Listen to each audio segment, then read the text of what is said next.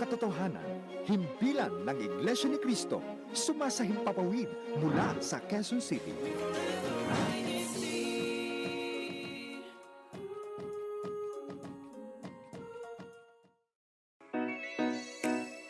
Let's open our devices and listen now.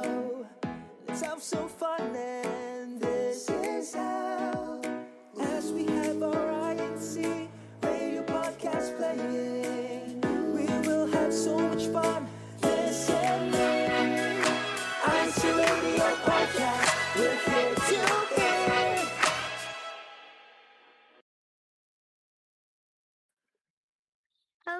Hello, podcast family, and welcome to episode 4 of our season, Turning Pages, and you're tuning into INC Radio Podcast, the podcast that resonates with you. I'm your host, LJ. And Angelica, and we are so thankful that you are here with us today. Now, today's episode is going to be about childhood dreams, and we're going to be discussing how our childhood dreams have changed over the years and how that has influenced us in our adult lives. Now, before we delve deeper into this topic, we want to introduce to you our podcast question of the day. So, for all of our viewers and listeners, please feel free to give us your answers there in the live chat. And for those who will be viewing our lovely episode after it has aired, please feel free to share with us your response to our question at podcast@intradio.net. And of course, for our podcast question of the day, what passion or hobby did you pursue as a child, or how did it shape you to be who you are today? Ayan. Now, before we head off to our main discussion, we'd like to give our special thanks to Ka Angelo Aranyo V. Manalo, our CEBSI president and CEO. Most of all, we would like to thank our dearest executive minister, Ka Eduardo V. Manalo. We love you, Paul.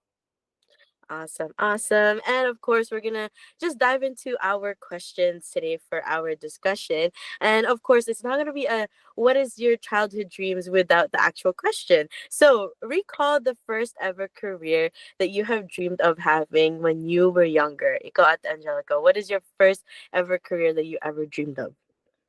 You know what? I think from what we talked about earlier at the LJ, we have a lot of shifts in our careers that we once dreamed to have. And I think my first ever one that I recall actually was when I was in kindergarten, either kindergarten or first grade. And this was back when I was studying in the Philippines. And so we had an event, and each student was assigned a certain career, and you had to make a poem or a speech of some sort that relates to it. And I think that mine was ballerina. So my I first love ever that. career that I Very wanted cute. is very cute, very girly, but that was my first ever dream career, I would say, because I didn't know a lot of career paths.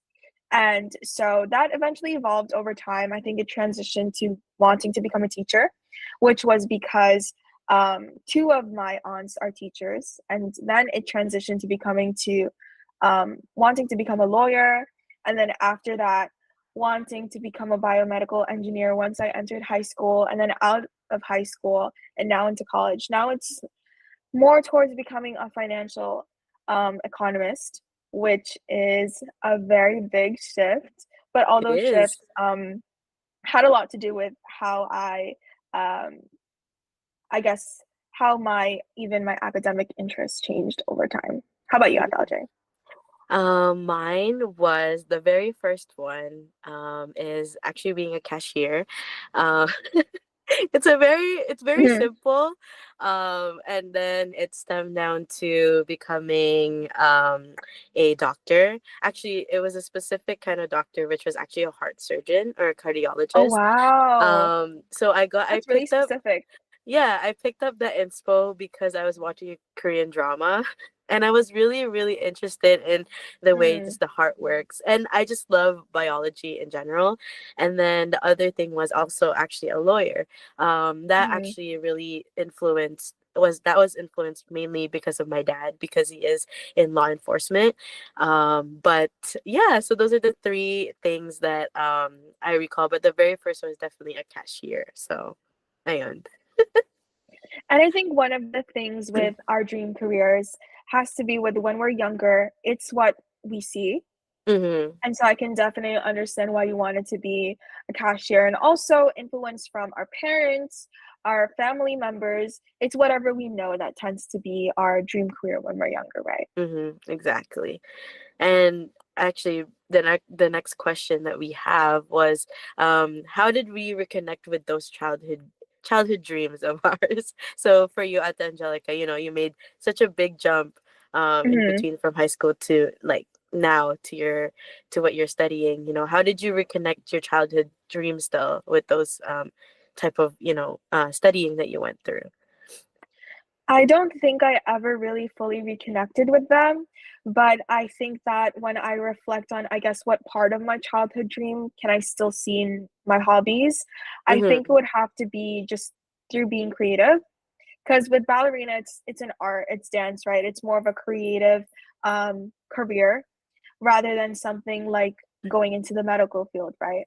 Mm-hmm. And so I think that aspect of being creative has kind of found its way into my personal hobbies.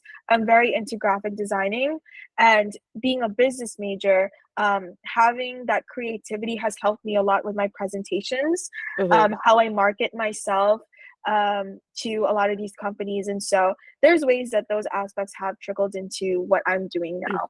Not fully, Mm-hmm. some parts of it. How about you, Adalje? Well, at least you're, like what you said, ballerina is a more creative aspect. I guess you released your creative aspect through your graphic designs. So Yes, just actually, a different props means. to Yeah. Angelica. Yeah, props to Angelica. She makes our YouTube thumbnail. So if you saw our YouTube thumbnail today, she made that. But with mine was actually I reconnected with my childhood dream with actually my first job.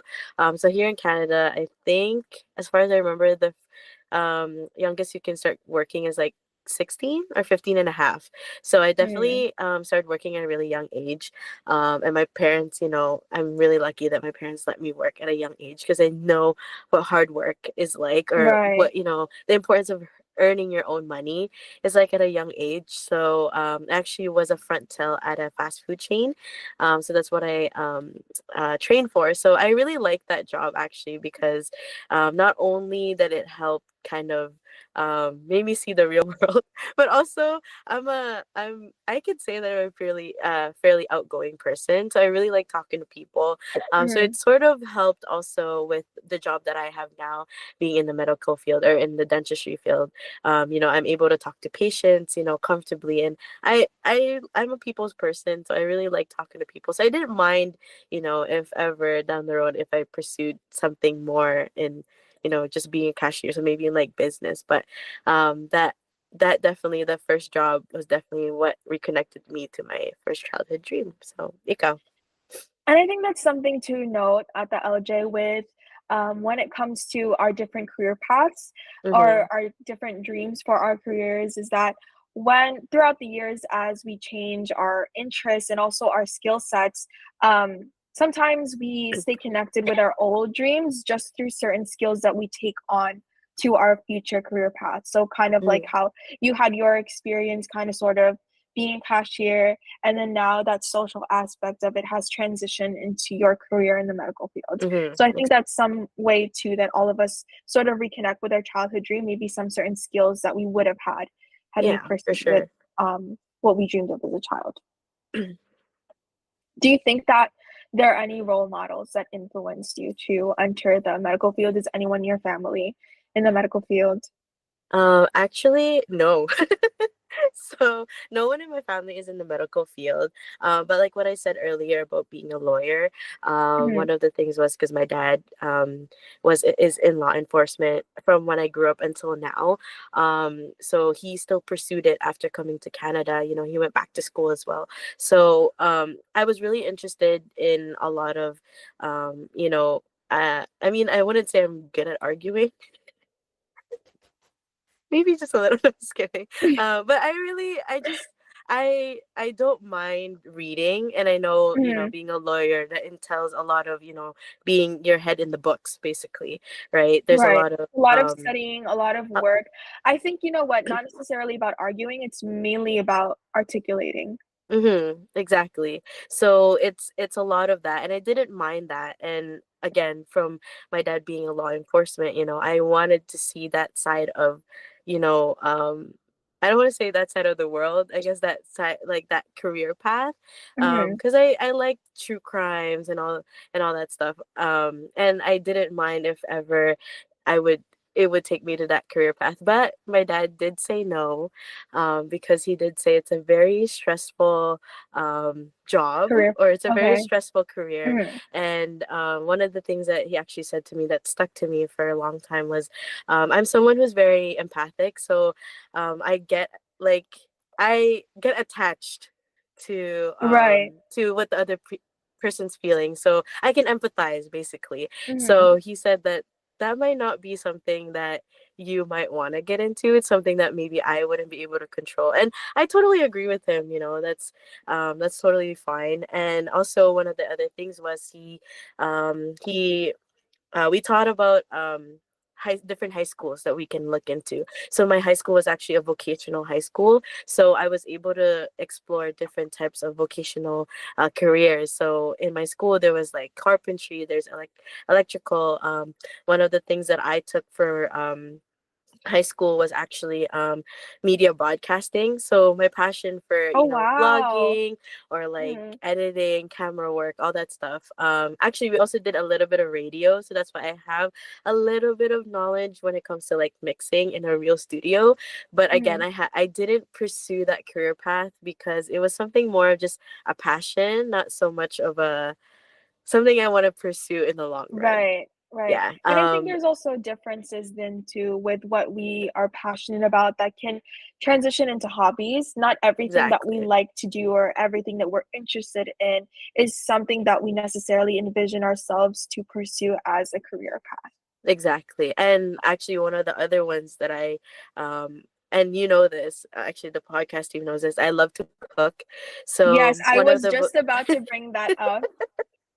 one You of my cooking. vocational classes is actually culinary. So we had culinary and baking, but I lean towards more culinary because in my family, my dad, he got his recipes from his mom. So those are, something that I really love to do and learning. But again, it was something that yes, it's my hobby. I love it, but it wasn't exactly something I wanted to pursue. Also, one of the other influence too is that, the chefs in my class Mhm. that taught us, he actually said, being a chef is actually very demanding and also very Right. competitive. So it's something that you really, really have to be good at in order to pursue. I mean, I'm not a bad cook. That's all I could say proudly. No, for sure. Athalji's good at cooking, I've seen it. I've seen Exactly. all the recipes. So, but yeah, it's something like I know we'll end up mentioning later on, but it's like, there's really a difference and there's a line that you have to draw when it comes to, really pursuing your passions in the Mhm. long run. So, yeah, Ikaw, sino who is your influence naman for you? Actually, when I look at my family, there's no one who's in business. Mhm. No one's in business. Everyone, I would say, pursued either education. So I have family that are teachers. Medical field is a big one, and engineering. But I'm actually the only, even amongst my cousins who are in college, actually, Mhm. no one's in business, and In I'm the business? only one. I mean, And that's so, that's good because it's like, it's a wider spectrum in your family to have different kind of career paths, right? So it might be something that your future generation in your family could be interested in. mhm. I think that, like, what really influenced me, was well, first off, my parents have never really, been the type to push me towards a certain career path. Mhm. And so for them, what really mattered was that I'm happy, but also that I make an income out of it. That's something Mhm. that sometimes people say to pursue your passions, but if you're not making an income out of it, it's not really a practical decision to make on the long run. Mhm. And so you kind of have to find that balance of this is something that I could see myself doing as a job, and this is something that would be able to sustain the financial needs that I have. So again, I agree with you. Like, there's that balance. You can't necessarily choose a career path that you're fully passionate about, but if it makes no money, then it's not really sustainable. Yeah. So for me, I that kind of influenced me to kind of just have this freedom of choosing what I was really interested in. And so I initially entered high school in a specialized program. And so I was in a STEM program. In the Philippines, I think it's a little bit different because it's an academic strand. But Mm-hmm. for me, um, I was in a STEM program where that would mean that I was conducting research. So I would conduct research 3 hours a week, um, which was a lot. That's a And we had our lot, own actually. mentor. Yes, we had our own mentor. And then we also took all of the high level math and science classes. And you had to pass them and do well in them. Your grade had to be above a certain um, Bracket. number, I would say. Yeah, Mm-hmm. grade bracket, yeah. So you had to have at least, I think, like no lower than a B minus. So You that's couldn't like reach the C range, yes. 85, 85, 80 to 85. I forget the scale because the college scale is different, but in high school, yeah, we couldn't have below a B minus. And so it was a very rigorous program, and it was kind of forcing me, of course, to study. Mm-hmm. And I learned over the years through that program how much I thought it was interesting, everything that I was learning in my math and science classes. But I learned after all of my sleepless nights of studying and all of the sacrifices that I made to keep my grades up and to continue my research, I learned that it's not for me. Mm-hmm. And so going into college, I had to make this tough decision where it's like, should I continue with my dream of becoming a biomedical engineer that I had prior to entering high school just because I had already spent so much time and Time. effort in this program, and I have such a big STEM background. So it's kind of like, do I want to make use really of all these efforts and just continue it? Or do I want to go with what I actually want to do? Yeah. And for me, ultimately, how I viewed it was that even though I was choosing such a different career path from what I initially did in high school, for me, I saw it more as that whatever I was doing, all the efforts and the sacrifices that I was making to stay in that program and to do well in it as well, um, I viewed it as this was a way for me to be able to, like, I still took skills away from it Yeah, of that I could course. still carry on in my career path in college. And so for me, I didn't really see myself in as a biomedical engineer. I think that the biggest thing that really influenced me, rather than a specific person, was what I was doing actually in my offices. I Mm-hmm. loved leading, I loved planning things. Um, and it's just, I envisioned myself more in a leadership role, something that allowed me to be creative. Mm-hmm. And I also kind of put that together with my interest in studying economics, which I developed after taking my first econ class. It was kind of like I took this class and it kind of clicked in my head. I was like, oh, I really like this. And so that was the whole switch off. And I think that even my professors have been, well, my teachers were very supportive of it. Mm-hmm. And so that's what influenced me to kind of pursue that path when I entered college. And I've stuck with it ever since. That's awesome. Honestly, you're gonna go, like, for those out there, you're gonna go through a lot of different classes. For Because sure. even with me, like, and the nice thing about my high school too is that they actually had dental assisting and dental technology. So those are two different careers in dental. So they Mhm, offered that in my high school. So not only I was able to still pursue what I liked or like learn about what I liked, so like media broadcasting and like culinary, I was able to dive into dentistry. That was something actually that came as a surprise, because I really didn't imagine myself, like 5 years later, being in my job now, looking at people's mouths all day. Because some people find that very weird, like that's just yeah, it's not for everyone, or I guess right. medical field is not really for everyone. So Mhm, that's something you just really have to be passionate about. And yeah, I think it's the same for me. After taking a dental assistant class, that's what really clicked to me. Also, right after college, and it was also a pathway for me in college to be able to get in without having to wait to get into the college. So we already had a reserve seating from high school. So the nice thing mhm, was you can pursue college and high school at the same time in your grade 12 year.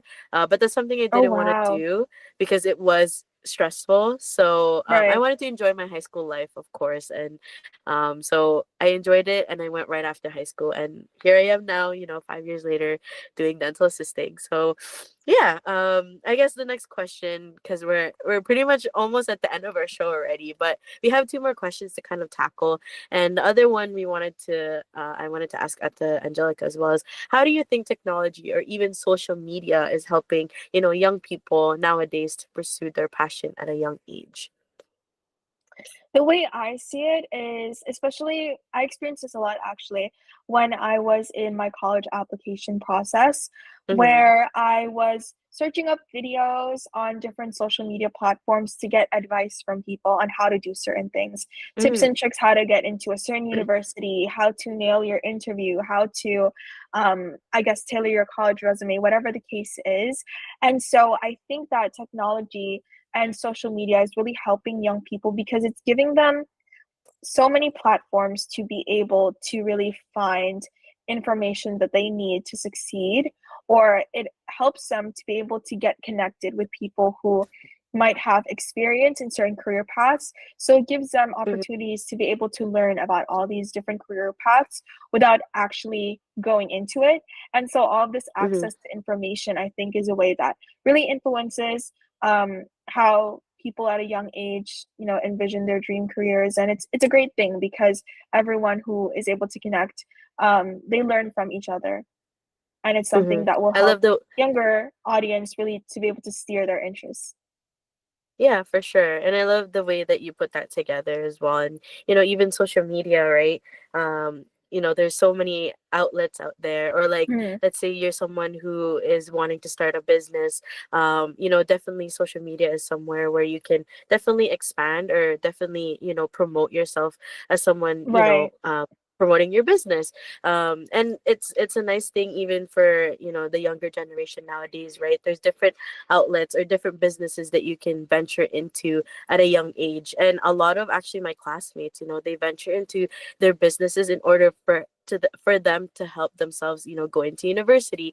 Like I have a friend Mhm. that did, lashing for an entire year, or actually she did also nails. So, she did esthetician stuff, and then she boomed on social media, and that helped her get her revenue. And Mhm. eventually, that helped her go into nursing class or take nursing classes in university. So, those are, positive things that you can take away from social media in pursuing your passion, whether, you're trying to put yourself in school and all that Mhm. stuff. So, or even like what Angelica said, if you're looking on tips and tricks on how to get into university, or, you need to get into a venture of, how to apply for a loan for university or going to school and all that stuff. So, there's such an awesome platform on social media and technology in general nowadays that you can take away from in order to help you pursue your passion. So, and our last question of the day for our episode actually is, what advice can you give to the young people trying to pursue their passions or pursue their interests? Ikaw, Ate Angelica. Just wanted to add to what you were talking about earlier at the LJ, Mm, where it was like, um, there's a lot of college students where they'll do a business, a side mm-hmm, hustle. And I think that it just brings up a point where you might have a lot of different passions and mm-hmm, interests, but there's different ways that you can kind of either put them together or pursue them simultaneously. mm-hmm, Maybe if you want to like do a business, right, but also have a career on the side, right? Everyone has, or some people do have side hustles. And mm-hmm, so it's important to kind of just understand what your passions are and maybe find ways that you can still fulfill those passions, even without necessarily like doing it as a full time career. And mm-hmm, so that kind of leads me to my advice, where my advice is if you're trying to pursue your passions or pursue your interests, really understand what your interests actually are, what you're passionate about, um, what your skill set is, and what you're willing to work for. Because that's really important because um, if you're going to commit to a certain career path, yes, it's okay that there's going to be instances where you might want to change your career. But Mm-hmm. it's also important to note that there might be costs to that, right? Constantly switching. So, for example, if you're switching majors, it's like the cost of that is the money that you spent, the time that you spent, all your efforts, right? And so, while it's important that you understand that you could still change, you have to weigh kind of like the pros and cons in doing so. And I think Mm-hmm. that being close to what you actually want to do has to do with understanding yourself and understanding what you're actually passionate about, and also doing research as well. See the job outcomes for the career, talk to people, connect with people to really understand if it's really for you, and Mm-hmm. also reflect on yourself to see if that's really how you envision your future. How about you, Exactly. Angelica? I totally agree. I'll just add on a little bit to what you said, and same advice for me as well. You know, you really look into what you're really passionate about, and sometimes certain passions and interests only lead you to a certain path. And you know, sometimes if you're someone who likes to learn or who likes to always add on to your career, you know, pursue something that you know that's gonna lead you to that path. And also, you know, you can shadow jobs nowadays. You know, here in Canada, there's a lot of jobs that you can shadow for a day, and you know, maybe see something that you're passionate about, and see what if you'll like end up, you know, working that 9 to 5 job, or like that medical field job. You know, there's a lot of ways you can pursue your passions these days and your interests. You just have to make sure you're open to also those opportunities out there, and you have to open yourself up to, you know, and also be open minded when it comes to, you know, pursuing your interests and your passions. And this takes us to our last part of our show, and Ate Angelica will take it away. For our Christian value takeaways, so that we can wrap up this episode, really taking away all that we've learned from our discussion, but also keeping our faith in mind. Our Christian value takeaway is that no matter how our goals and dreams may change as we grow older, there is one constant in our lives: our unwavering faith and trust in the plans of our Almighty God. While we may have set our sights on different aspirations, careers, or personal milestones, we know that it is His guidance and wisdom that ultimately directs our steps. And as members of the Church of Christ, we are reminded to put God's will above all else. This means recognizing that every success, challenge, and opportunity is part of His greater purpose for us. Let's remember to always align our dreams with His plans for us, trusting that He will lead us to what is best for our spiritual growth and well being. When we place our faith in God, we can move forward with confidence, knowing that He is guiding us on the right path. We hope you enjoyed today's episode and learned a lot from our conversation today. And as always, we love hearing from our lovely listeners. So please reach out to us for any comments, questions, or suggestions via Telegram at 0964243730 or via email at podcast@incradio.net. Because here on INC Radio Podcast, we're We're here here to to hear. hear. Thank you, Bye, everybody. See you everybody. all in our next episode. Let's open our devices and listen now. Let's have some fun, and this is how. As we have our INC radio podcast playing, we will have so much fun listening. INC Radio Podcast, we're here to hear. Narito ang mga dapat abangan sa INC Radio Discover Davao. Discover the beauty of Davao del Norte with the visit to the Botanical Garden in Tagum. Let's taste the unique durian ice cream right here in Davao City. Be inspired by an incredible Iglesia ni Cristo story from Davao Occidental. And let's admire the beauty of Lokal ng Malita in Davao Occidental. Don't miss out on these amazing stories. Ngayong Sabado na alas 7 ng gabi, Philippine time, only here in INC Radio, Discover Davao.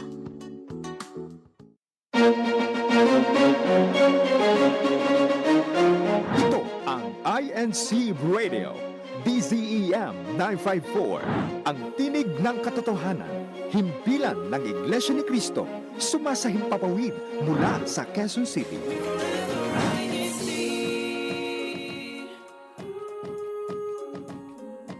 INCRadio, DZEM 954. Oras po natin mga kaibigan, 11:33 ng umaga. At sa inyo na po ang INCRadio Taiwan Satellite Studio. Makakasama po natin Ate Evelyn at Ate Sina. How are you po? Kayo, good morning.